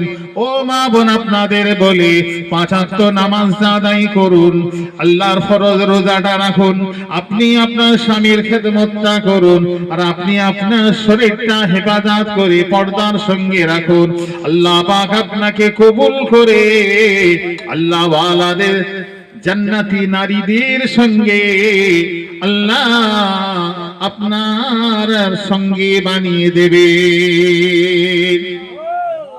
আবার বলছি, ও মা বোন, 5 ওয়াক্ত নামাজটা আদায় করুন, আল্লাহর ফরজ রোজাটা রাখুন, আপনি আপনার স্বামীর খেদমতটা করুন, আপনি আপনার শরীরটা হেফাজত করে রাখুন। আল্লাহ পাক আপনাকে কবুল করে জান্নাতি নারীদের সঙ্গী বানিয়ে দেবে। এদের ছেলেদের যুবকদের বলে যায়, ও ছেলেরা, বাবাজিরা, নওজোয়ানেরা, 5 ওয়াক্ত নামাজটা আদায় করুন, 1 মাস ফরজ রোজাটা রাখুন, পিতামাতার খেদমতটা করুন, মানুষের উপরে জুলুমটা বন্ধ করুন, হালাল রুজিটা তালাশ করুন। আল্লাহ পাক আপনাকে কবুল করে আল্লাহ ওয়ালাদের কাতারের সঙ্গে আপনার কাতারটা মিলিয়ে দেবে। জি, 5 ওয়াক্ত যারা নামাজে দূরে আছেন, 5 ওয়াক্ত নামাজটা পড়েন, 1 মাস ফরজ রোজা রাখেন, পিতামাতার খেদমত করেন, পিতামাতার সঙ্গে বেয়াদবি করবেন না, সব বরবাদ হয়ে যাবে। পিতামাতার খেদমত করেন, মানুষের উপরে জুলুমটা বন্ধ করেন, হালাল রুজি তালাশ করেন। আল্লাহ পাক আপনাকে কবুল করে নেবেন। লা তুকবালু সালাতুন বিগাইরি তুহুরিন, পবিত্রতা ছাড়া নামাজ কবুল হবে না, হবে না। পবিত্রতা ছাড়া নামাজ শুদ্ধ হয় না, হবে না। ভাই বাবাজি, আপনার রোজগারটা যদি হারাম পথে হয়, রোজগারটা যদি অন্যায় পথে হয়, রোজগারটা যদি নাজায়েজ পথে হয়, রোজগারটা যদি হক ফাঁকি দিয়ে হয়, ও রোজগারটা আপনার হলো হারাম, ওটা হলো নাপাক। আপনার এই হারাম রোজগার, হারাম টাকা দিয়ে, হারাম অর্থ দিয়ে যে খাবার খাদ্যটা কিনবেন, ওটাও হলো নাপাক। ওই নাপাক খাদ্য খাবার খেয়ে যে আপনার শরীরের ভেতরে গোশত চর্বি তৈরি হবে, রক্ত গোশত চর্বি তৈরি হবে, ওটাও হলো হারাম। আর ইবাদত কবুল হওয়ার জন্য প্রথম শর্ত হলো শরীর পাক। ইবাদত কবুল হওয়ার জন্য শর্ত হলো শরীর পাক। শরীর যদি নাপাক থাকে, আপনার ইবাদতটা আল্লাহ পাকের দরবারে কবুল হবে না। জি, বহু মানুষ আছে, বহু নামাজি আছে, বহু হাজি সাহেব আছে, ভাইয়ের হক মেরে রেখে দিয়েছে। বড় ভাই ছোট ভাইয়ের হক মেরে রেখেছে, বাপ চলে গেছে আত্মসাৎ করে। এবার এইসব কথা বললে আবার অনেক সময় ও হুজুর খারাপ হয়ে যাবে। মাশাআল্লাহ এখানে নেই, ওই যে একটু সাহস নিয়ে বলছি, ভালো জায়গা তো। জি, কি সব জায়গা আছে? মুশকিল করেছে। তাহলে ও দিকে যাবো না, কথা বলবো না যে জি ভাইয়ের হক মেরে জি নকল পেপার তৈরি করে ভাইয়ের জমি নিজের নামে করে নিয়েছে। 20 বছর হয়ে যাচ্ছে। ও নামাজ 5 ওয়াক্ত নামাজের সঙ্গে জামাতের সঙ্গে নামাজ পড়ে ওযু করেছে, বলেন তোর ইবাদত কবুল হবে? ও সিজদায় গিয়ে যদি মারা যায়, জি ওর ইবাদত আল্লাহ পাকের দরবারে কবুল হবে না। এখনো সুযোগ আছে, যদি ভাইয়ের হকটা ভাইকে ফিরিয়ে দেন, ভাইয়ের কাছ থেকে মাপ চেয়ে নেন। ভাই যদি ক্ষমা করে আপনার নাজাত, ভাই যদি ক্ষমা না করে নাজাত মিলবে না। আল্লাহ আপনাকে ক্ষমা করবেন না। জি যার কাছে অন্যায় করেছেন তার কাছ থেকে ক্ষমা করিয়ে নিতে হবে, না হলে আল্লাহ ক্ষমা করবেন না। হকুল্লাহ হকুল ইবাদ। এই কথা বুঝতে পারছেন? হ্যাঁ জি জি। আমাদেরকে পরিষ্কার পরিচ্ছন্ন থাকতে হবে, যে আল্লাহ দিন মেনে, শরীয়ত মেনে, কোরআন হাদিস মেনে আমাদের চলতে হবে। তাই আল্লাহ বললেন মা আতাকুমুর রাসূলু ফাখুযুহু, হে আমার বান্দা তোরা শুনে রেখে দে, মা আতাকুমুর রাসূলু ফাখুযুহু, তোমাদের নবী তোমাদের রাসূল পয়গম্বর যে কাজগুলো যেভাবে করার জন্য বলেছেন তোমরা সেই কাজগুলো তোমরা করো। ওমা নাহাকুম আনহু ফান্তাহু, তোমাদের নবী তোমাদের রাসূল পয়গম্বর যেগুলোকে নিষেধ করেছেন করার জন্য এগুলোকে তোমরা বর্জন করো। তাই ভাই বাবাজি আপনাদের বলে যায়, রাসূল যা করার জন্য বলেছেন এগুলো আপনাকে আমাকে করতে হবে, আর নবী পাক যেগুলো কি নিষেধ করেছেন এগুলো আপনাকে আমাকে বর্জন করতে হবে।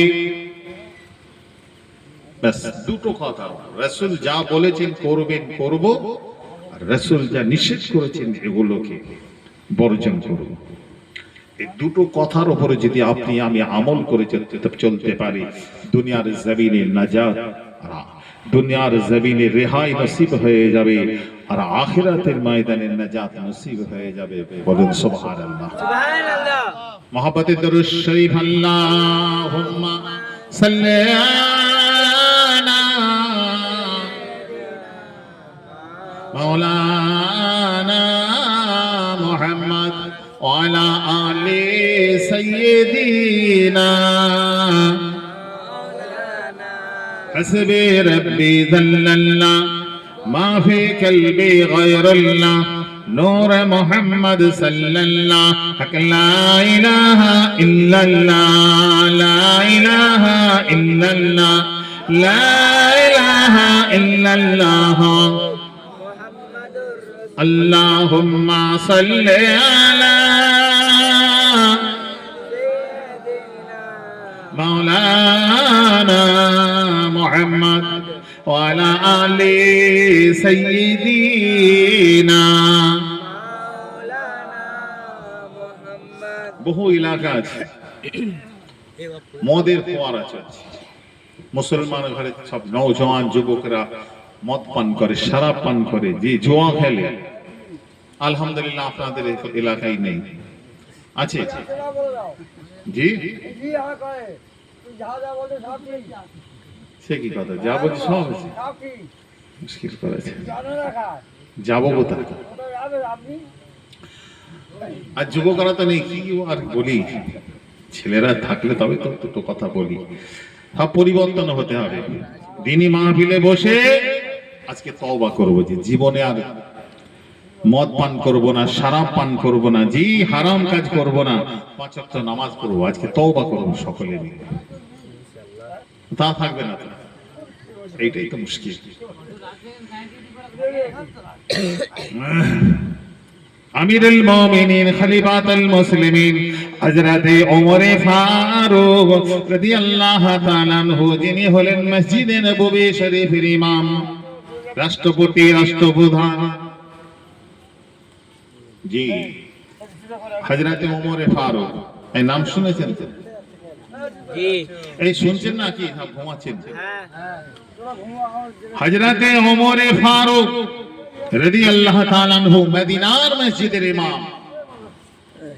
ভাই বাবাজি ওমরে ফারুক রাদিয়াল্লাহু তাআলা আনহু যোহরের নামাজের ইমামতি করবেন। রাস্তা দিয়ে হেঁটে হেঁটে হেঁটে হেঁটে যাচ্ছেন, হঠাৎ দেখতে পেলেন একজন যুবক ছেলে রাস্তা দিয়ে হেঁটে হেঁটে যাচ্ছে, কিন্তু টলে টলে টলে টলে রাস্তা দিয়ে হেঁটে হেঁটে যায়। আমিরুল মুমিনিন ওমরে ফারুক যাচ্ছেন, দেখছেন যুবকটা হাঁটছে বটে কিন্তু এই মাতাল। আচ্ছা মাতাল যখন ডোজটা একটু কড়া হয়ে যায়, যখন হেঁটে যায় ও চলনটা সোজা হয় না বাঁকা হয়? এ মাতাল মাতাল। হযরতে ওমরে ফারুক থমকে গেলেন, আরে কে যুবকটা রাস্তা দিয়ে হেঁটে যাচ্ছে, টলাটলি করছে। তা কাউকে দেখে সঙ্গে সঙ্গে খারাপ ধারণা করতে নেই, এর ভিতরে অন্য কারণে থাকতে পারে। ছেলেটা টলে টলে যাচ্ছে, নওজোয়ান যুবক, অসুস্থতার কারণেও হতে পারে, তার শরীরের পায়ের কোনো প্রবলেমও থাকতে পারে। এই কথা বুঝতে পারছেন? হতে পারে তো? জি, তাই খারাপ ধারণা করা যাবে না। হযরতে ওমরে ফারুক একটু দেখতে চাইলেন, যাচাই করলেন, তাই একটুখানি আগিয়ে গিয়ে একটু সালামটা দিলেন, আসসালামু আলাইকুম। কে কাকে সালাম দিচ্ছেন গো? মুসলিম জাহানের দ্বিতীয় খলিফা, রাষ্ট্রপতি, রাষ্ট্রপ্রধান হযরতে ওমরে ফারুক জি একটা নওজোয়ান যুবকের সামনে গিয়ে সালাম দিচ্ছেন, আসসালামু আলাইকুম। জি, আর আমাদের দেশে যদি কেউ একটু উপরে উঠে যায় তিনি কিন্তু সালাম দেবেন না, তানাকে দিতে হবে। এই কথা ঠিক বলছি না ভুল বলছি? এটা কিন্তু শরীয়ত নয়, এটা শরীয়ত নয়। জি, সালাম দেওয়াটা কি? জি জি ভাই বুঝতে পারছি, সুন্নাত। সালাম দেওয়া সুন্নাত, সালামের জবাব দেওয়া ওয়াজিব। তো সালাম যদি কেউ কাউকে না দেয় গুনাহ হবে না হবে না? জি জি কথা জোরে বলে না, গুনাহ হবে। সালাম দেননি গুনাহ নেই, গুনাহ হয়নি, কিন্তু নেকি সবটা তো আপনার হয়নি। কিন্তু সালাম দিয়েছে, সালামের জবাব দেননি, অর্থাৎ ওয়াজিব তরক করার গুনাহ হবে আপনার জন্য। সালাম দিয়েছেন, আপনি একটা সুন্নাতের উপরে আমল করেছেন। মান তামাসসাকা বিসুন্নতি ইনদা ফাসাদে উম্মতি ফালাহু আজরু মিআত শাহীদিন। আমার নবী পাক জানিয়ে দিলেন, কেউ যদি একটা সুন্নাতের উপরে আমলটা করে আল্লাহ পাক ওই ছেলেটার আমলনামাতে 100 শহীদের সওয়াব দান করে দেবে। 100 শহীদের সওয়াব আমলনামাতে নসিব হয়ে যাবে, বলুন সুবহানাল্লাহ। জি, সালাম দেওয়া হলো সুন্নাত। আমার নবী পাকের সাহাবারা বলেছিলেন, ইয়া রাসূলুল্লাহ, হে হাবিবাল্লাহ, আইয়ুল ইসলামে খায়রুন, ইসলামের ভিতরে ভালো কাজ কোনটা? আইয়ুল ইসলামে খায়রুন, নবী পাক বললেন, তুতিমুত্তাম অত করেও সালাম আলা মান আরাফতা ওয়া মান লাম তারিফ। আমার নবী পাক বললেন, তুতিমুত্তাম, একজন ক্ষুধার্ত ব্যক্তিকে খানা খাওয়ানো ইসলামের ভিতরে হলো উত্তম কাজ, বলুন সুবহানাল্লাহ। একদম ক্ষুধার্তকে খানা খাওয়ানো, পিপাসু ব্যক্তিকে পিপাসা পানি পান করানো ইসলামের ভিতরে উত্তম কাজ, ভালো কাজ। জি ভাই বাবাজি, একজন বেশ্যামী ছেলে, সে দেহ ব্যবসা করে বেড়ায়, বেশভূষা করে, পোশাক আশাক পরে, সে তার কাজের জন্য রাস্তা দিয়ে হেঁটে হেঁটে হেঁটে হেঁটে চলে যাচ্ছে। ও ভাই বাবাজি, বনি ইসরাইল জামানার মেয়ে ছেলেটা দেহ ব্যবসা করে, সাজসজ্জা করে রাস্তা দিয়ে হেঁটে হেঁটে যায়। হঠাৎ দেখতে পায় একটা কুয়ার সামনে একটা কুকুরের বাচ্চা একটু পানি পান করতে চায়, পিপাসায় তার জীবনটা চলে যাবে, বড় মুমূর্ষ অবস্থায় পৌঁছে গিয়েছে। ওই কুকুরের বাচ্চাটি ওই কুয়াটার সামনে গিয়ে একটু পানি পান করার জন্য নিজের জিহ্বাটাকে ঝুলিয়ে দেয়, কিন্তু পানি পর্যন্ত পৌঁছাতে পারে না। এই কুয়াটা চতুর্দিকে বারে বারে ঘুরতে থাকে আর নিজের পানিটা পান করার জন্য জিহ্বাটা ঝুলিয়ে দেয়, কিন্তু পানি পর্যন্ত জিহ্বা পৌঁছায় না। ও ভাই বাবাজি, বনি ইসরাইলের জামানার ওই মেয়েটি দাঁড়িয়ে দাঁড়িয়ে দেখতে দেখতে ওর মনে একটু মায়া হলো, একটু দয়া হলো। কুকুরটা হলো বড় পিপাসিত, বড় পিপাসু কুকুরটা, একে একটু পানি পান করাতে হবে।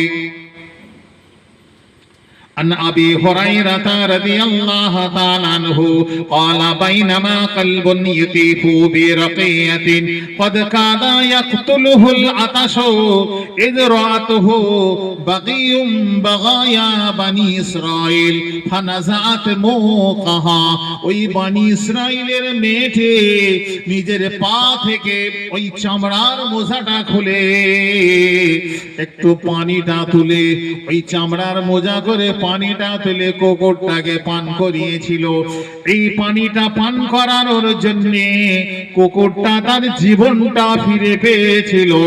এই কুকুরের প্রতি একটু দয়া করার জন্য, কুকুরের প্রতি একটু ভালোবাসা দেখানোর জন্য আল্লাহ পাক এতটা খুশি হয়ে গেলেন, এতটা সন্তুষ্ট হয়ে গেলেন, ওই বেশ্যামের জীবনের গুনাহকে আমার আল্লাহ মাফ করে দিয়েছে। فنزعت موقها فاستقد له به فسكته فغفر لها به। আল্লাহ খুশি হয়ে জীবনের গুনাহকে মাফ করে দিলেন, বলেন সুবহানাল্লাহ। জি, একটা কুকুরকে পানি পান করেছে বেশ্যামে, ব্যাস আল্লাহ খুশি হয়ে গেলেন, জীবনের গুনাহ মাফ করে তাকে জান্নাতি বানিয়ে দিলেন, বলেন সুবহানাল্লাহ।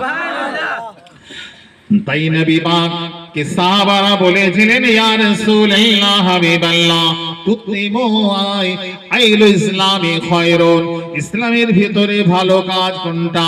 তাই নবী পাক বললেন তুতিমু তাম অতুকরিউস সালাম আলা মান আরাফতা ওয়া মান লাম তারিফ। আল্লাহর নবী বললেন একজন ক্ষুধার্তকে খানা খাওয়ানো ইসলামের ভিতরে হলো ভালো কাজ।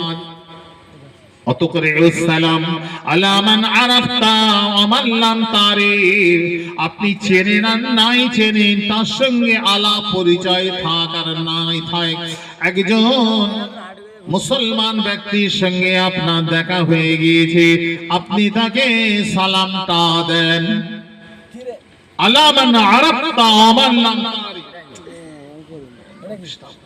আপনি চেনেন আর নাই চেনেন, মুসলমানের সঙ্গে দেখা হয়েছে সালামটা দেন, একটা সুন্নাতের উপরে আমল হয়ে যাবে।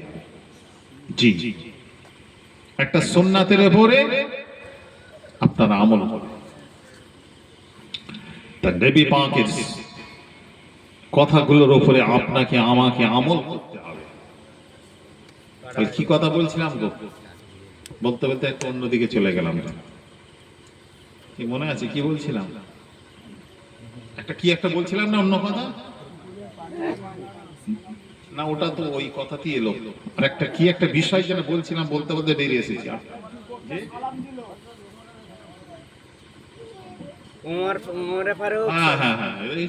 ভুলে গেছে কথাটা, বলতে বলতে ভুলে গেছে। হযরত ওমরে ফারুক রাদিয়াল্লাহু তাআলা আনহু ওই যুবককে দিয়ে সালামটা দিলেন, আসসালামু আলাইকুম। যুবককে সালাম দিয়েছে। যুবকটা বলছে, কে ভাই তুমি? এই কথা বুঝতে পারছেন? সালাম জবাব দেয় না। হযরত ওমরে ফারুক আর সন্দেহ বেড়ে গেল। জি, আর একটু আগিয়ে গিয়ে দেখলেন ছেলেটা শরাব পান করেছে, মদ পান করেছে।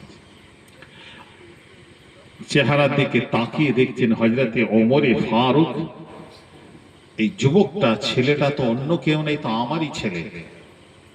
এই কথা বুঝতে পারছেন? যুবকটা মসজিদে নববী শরীফের ইমাম, আমিরুল মুমিনিন, খলিফাতুল মুসলিমিন হযরতে ওমরে ফারুক দেখছেন এই ছেলেটা তো অন্য কেউ নয়, আমারই সন্তান। আমারই সন্তান শরাব পান করে, মদ পান করে মদিনার রাস্তা দিয়ে হেঁটে হেঁটে যাচ্ছে। জি, আশ্চর্য ব্যাপার। হযরতে ওমরে ফারুক সামনের দিকে তাকালেন, পিছনের দিকে তাকালেন, ডান দিকে তাকালেন, বাম দিকে তাকালেন, কাউকে দেখা যায় না। যোহরের ওয়াক্তে মসজিদে নববী শরীফে যাবেন, ইমামতি করবেন। ও ভাই বাবাজি, হযরতে ওমরে ফারুক রাদিয়াল্লাহু তাআলা আনহু মাথা থেকে মোবারক পাগড়িটা খুলে নিয়ে নিজের কলিজা সন্তানের দুটো হাতকে মজবুত করে বেঁধে দিলেন। মজবুত করে বেঁধে দিয়ে টেনে টেনে টেনে টেনে টেনে মসজিদে নববী শরীফে নিয়ে গিয়ে একটা পিলারের সঙ্গে বেঁধে রাখলেন। ভাই কিন্তু সন্ধ্যা থেকে ঘুমিয়ে যাচ্ছে মনে হয়, তাই তো নাকি? খুব ঘুম ধরেছে।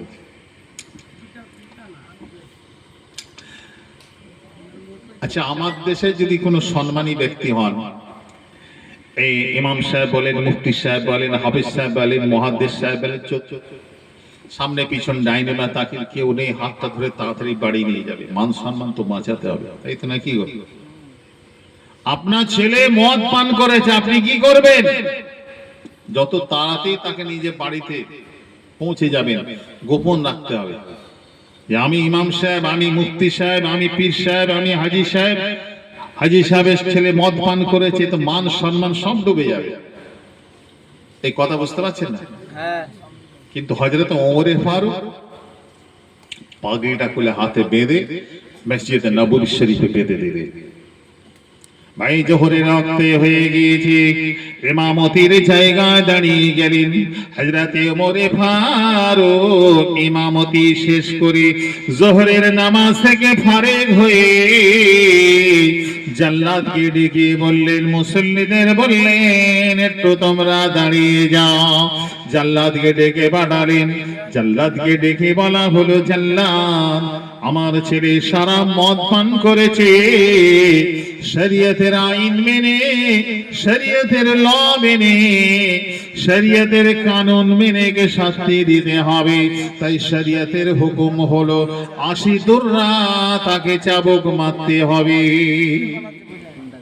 শরাব পান করে যেন ৮০ বেত্রাঘাত করতে হবে। জি, জাল্লাদের হাতে লাঠিটা তুলে দেওয়া হলো, চাবুকটা, বেতের চাবুকটা তুলে দেওয়া হলো। কিন্তু জাল্লাদ তো বড় চিন্তায় পড়ে গেলেন, যাকে শাস্তিটা দিতে হবে, দেওয়া হবে, ইনি তো আমিরুল মুমিনিন, খলিফাতুল মুসলিমের কলিজার টুকরা, কেমন ভাবে আমি শাস্তিটা দেব? ওমর ফারুক বড় রাগী মানুষ ছিলেন। জি, হাদিস পাকের ভিতরে এসেছে হযরতে ওমর ফারুক যে রাস্তা দিয়ে হেঁটে যেতেন, ইবলিস শয়তান ও রাস্তা আর হাঁটতো না। এই কথা বুঝতে পারছেন? জি, হযরতে ওমর ফারুক যে রাস্তায় হাঁটতেন, ইবলিস সেই রাস্তা আর হাঁটতো না। এত বড় পাওয়ারফুল মানুষ ছিলেন। রাসূল বলছেন, আমার পরে যদি কেউ নবী হতো তো ওমর ফারুক নবী হতেন। জোরে বলুন সুবহানাল্লাহ। জি, জাল্লাদ তো নিজেই কাঁপছে, চাবুকটা দিলে দুটো ঘা বেরিয়েছে। ওমর ফারুক বললেন, খামোশ, বন্ধ কর, হাঁটনা। চাবুক বন্ধ করা হলো। হযরতে ওমর ফারুক রাদিয়াল্লাহু তাআলা আনহু নিজেই চাবুকটা নিলেন শাস্তি দেবার জন্য। এই দুটো যে চাবুক মেরেছেন, এই চাবুকটা কিন্তু ওমর ফারুকের পছন্দ হয়নি। তার মানে জোরে মেরেছেন, আস্তে মেরেছেন? জি, আস্তে। হিসাব, অঙ্কের হিসাবে ওটা মার হালকা হয়েছে। তাই দুটো মারকে তিনি দুটো চাবুককে একটা ভাগ করলেন, ওই দুটোকে একটা ধরলেন। দুই থেকে শুরু করেছেন। দুটো চারটে ঘা পড়ার সাথে সাথে হযরত ওমর ফারুক রাদিয়াল্লাহু তাআলা আনহুর কলিজা সন্তান তার ঘোর কেটে গিয়েছে। যে সালাম দিয়ে বলেছিল কে ভাই তুমি, এখন সেই ছেড়ে বলছে আব্বা আমাকে ছেড়ে দিন, আব্বা আমার মারবেন না, সহ্য করতে পারছি না আব্বা, আমাকে ছেড়ে দিন, কথা দিলাম আর জীবনে শরাব পান করব না। কিন্তু ভাই বাবাজি, আমিরুল মুমিনিন খলিফাতুল মুসলিমিন, মুসলিম জাহানের রাষ্ট্রপতি, রাষ্ট্রপ্রধান, তিনি তো শুনবেন না। ইসলামের ল মেনে, শরীয়তের আইন মেনে, শরীয়তের ল মেনে শাস্তি দিতে হবে, 80টা চাবুক মারতে হবে। কয়েকটা চাবুক মারার পরে ওই বাচ্চাটা বেহুশ হয়ে যায়। হযরতে ওমর ফারুক ছেড়ে দেবেন না, বললেন একটু আমাকে পানি দাও। এক গ্লাস পানি দেওয়া হলো, হুজুর নিজে পানি পান করলেন, কিছুটা পানির আছাড়া মারলেন, হোশ ফিরে এলো, আবার দাঁড়িয়ে গিয়েছে। হযরতে ওমর ফারুক রাদিয়াল্লাহু তাআলা আনহু চাবুক মারতে লাগলেন। জি, চাবুক মারছে ভাই বাবাজি। চাবুক মারতে মারতে যখন দেখা গেল 50টা চাবুক মারা হয়ে গিয়েছে, হযরতে ওমর ফারুক রাদিয়াল্লাহু তাআলা আনহুর কলিজা সন্তান ইন্তেকাল হয়ে গিয়েছে। ইন্তেকাল হয়ে সুবহানাল্লাহ। না, অন্যদিকে চিন্তা ভাবনা করলে ঠিক আছে, যে শরীয়তের হুকুম মেনে, ল মেনে শরীয়তের হুকুমকে তিনি একদম পূর্ণাঙ্গ ভাবে আদায় করছে, এর জন্য সুবহানাল্লাহ। ঠিক আছে, এই কথা বুঝতে পারছেন? কিন্তু এটা দুঃখের জায়গা, নিজের কলিজার সন্তান শহীদ হয়ে গেলেন, দুনিয়া থেকে বিদায় নিয়ে চলে গেলেন। তাহলে আপনি বলবেন ওমর ফারুক রাদিয়াল্লাহু তাআলা অন্তরে কি কলিজার সন্তানের মহব্বত ছিল না? এই বাপের অন্তরে ছেলের মহব্বত থাকে না? থাকে না? যে পিতামাতা সন্তানকেই তো বেশি ভালোবাসে, তাহলে ওমর ফারুক হুজুরের অন্তরে কি ভালোবাসা ছিল না? এই কথা বলেন না ভাই বাবাজি। কলিজা সন্তান ইন্তেকাল হয়ে গিয়েছেন, শহীদ হয়ে গিয়েছেন। হযরতে ওমর ফারুক রাদিয়াল্লাহু তাআলা আনহু দুটো চোখ দিয়ে ঝরঝর করে পানিটা গড়িয়ে যায়। দুনিয়া থেকে সন্তান বিদায় নিয়ে চলে গেছেন, তাই কিন্তু শরীয়তের ল মেনে, আইন মেনে তিনি বিচার করেছেন। এই বিচারের জায়গায় কোনো তো কমই হতে দেবেন না। ও ভাই বাবাজি, হযরতে ওমর ফারুক রাদিয়াল্লাহু তাআলা আনহু নিজ হাতে কলিজা সন্তানকে গোসলটা করিয়ে দিলেন, নিজ হাতে কাফনটা পরিয়ে দিলেন, নিজে জানাজার ইমাম হয়ে ইমামতি করলেন। আল্লাহ পাকের দরবারে দুটো হাত তুলে দোয়া চাইলেন। ভাই বাবাজি, বুকে করে নিয়ে কলিজা সন্তানকে কবরে শুইয়ে দিয়ে মাটি চাপা দেয়া হলো। কবরের মাটি চাপা দেয়া হয়ে গেলে ভাই বাবাজি 50টা দুর্রা তাকে মারা হয়েছিল, কিন্তু 80 ঘা চাবুক মারতে হবে, শরীয়তের হুকুম। আর মৃত্যু সন্তানের উপর আর চাবুক চালানো যাবে? মারা গেছে আর চাবুক চালানো যাবে? এই কথা বলে না। তাই হযরতে ওমর ফারুক রাদিয়াল্লাহু তাআলা আনহু ওই কবরের উপরে বাকি 30টা চাবুক মেরেছিলেন। কথা বুঝতে পারছেন? নবী পাক বললেন, লা তাশরিবিল খামরা ফাইন্নাহা মিফতাহু কুল্লি শাররিন। তোমরা শরাব পান করো না, শরাব পান করো না। শরাব হলো সমস্ত পাপের কাজের চাবিকাঠি। শরাব সমস্ত পাপের কাজের চাবিকাঠি। শরাব তোমরা পান করো না। যে শরাব পান করবে, জি মদ পান করবে, যদি ডোজটা বেশি হয়ে যায় তখন ব্রেন আউট, হ্যান হয়ে যায়, তাই তো নাকি গো? দর্শিফ আল্লাহুম্মা সাল্লি আলা সাইয়্যিদিনা, জোরে সে মহব্বত।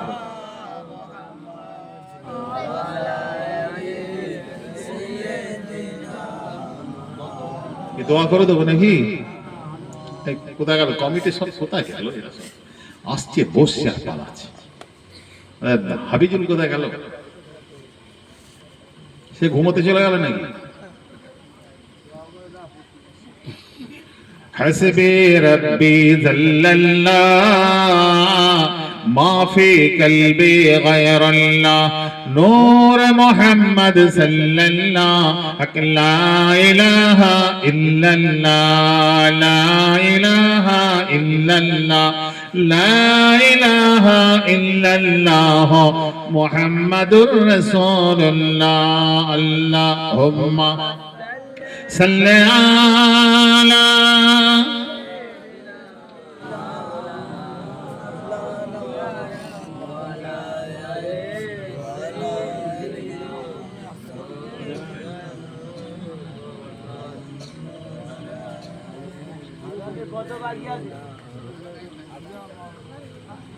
সাড়ে 4টে বাজছে, আজানের টাইম। তাহলে আজান দিয়ে দাও, নামাজ পড়ে দোয়া করে আজান দিয়ে নামাজ পড়ে দিও।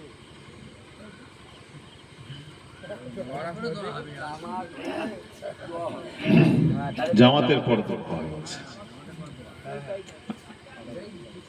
জি তাবারকের ব্যবস্থা আছে। জি তাহলে আজান হয়ে যাক, জামাতটা একটু তাড়াতাড়ি হয়ে যাবে নাকি?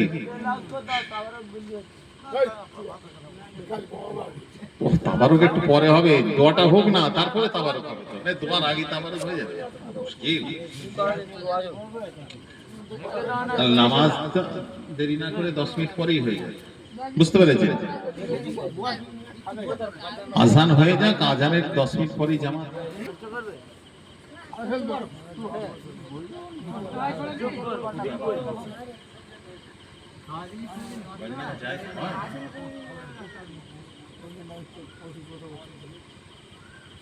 না গজল টজল হয় সেটা আলাদা, অসুবিধা নেই। গজল আলাদা জিনিস, গান বাজনা দুটো জিনিস তো আলাদা। গজল হলে তো অসুবিধা নেই, যদি গান বাজনা হয়, গানের সুরে গজল চলবে না, এটা তো ঠিকই আছে। হ্যাঁ, ওগুলো বন্ধ করতে হবে, শরীয়তে গজল নিষেধ নেই। হ্যাঁ, কিন্তু এবার গানের সুর কালেমা শরীফে জিকির করে, কালেমা শরীফে জিকির লা ইলাহা ইল্লাল্লাহ লা ইলাহা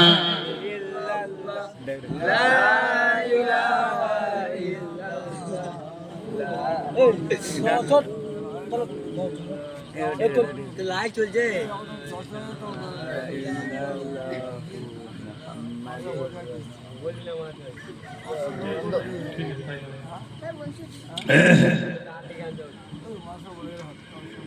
তো ভাই এখন আজান হবে, তা আজান কি এখনই দেবে নাকি? তাহলে আজানের 10 মিনিট পরেই জামাত হয়ে যাক, দেরি করার দরকার নেই। এসেই একটু জিকির আজকার হবে, তারপর দোয়া খায়ের হয়ে যাবে। আরো ভাইরা যারা আছেন সকলে এসে যাবেন, আরো ভালো হবে। 5 জনকে সবারকে নিয়ে আমরা একসঙ্গে দোয়া করবো, এটা আরো ভালো জিনিস। তো তাহলে আজান দিয়ে দেন, আজানের 10 মিনিট পরেই জামাত হবে, আজান দিয়ে দেন। তাহলে আপাতত সকলে উজু করে দেন, মসজিদে আজান দিয়ে দেন। না এবার হবে চলো।